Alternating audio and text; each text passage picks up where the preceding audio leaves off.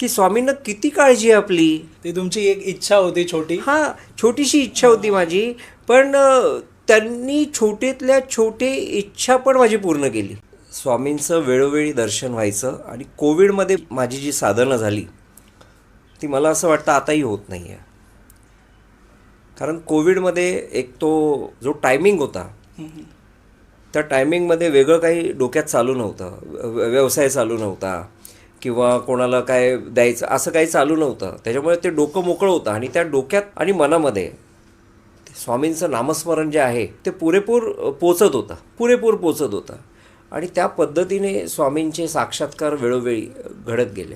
आता कधी एक छोटासा विषय ॲक्च्युली खरं म्हणजे बघायला गेलं ना तर छोट्या छोट्या अनुभवातून स्वामींना आपण ओळखलं पाहिजे आणि छोट्या छोट्या अनुभवातून आपल्याला त्यांचा साक्षात्कार झाला पाहिजे की नाही आपल्या मागे ते आहे. करेक्ट. ते छोटीशी गोष्ट सांगतो जी माझ्यावर आताही नेहमी घडते. कसं आहे की माझ्या आयुष्यात मी कधी कोणतं व्यसन केलं नाही.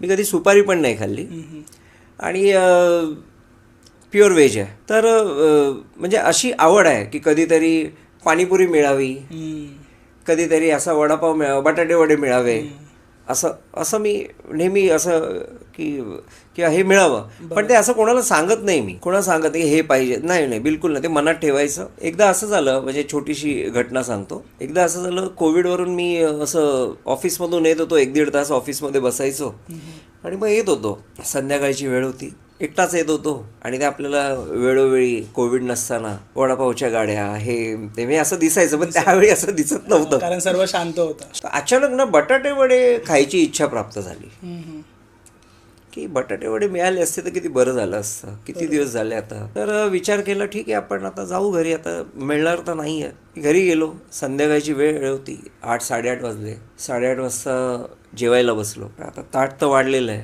इच्छा तर बटाटे वडे खायची आहे. तेवढ्यात घराची बेल वाजली आणि बाजूच्या वहिनी बटाटे वड्याची प्लेट घेऊन आल्या. अच्छा.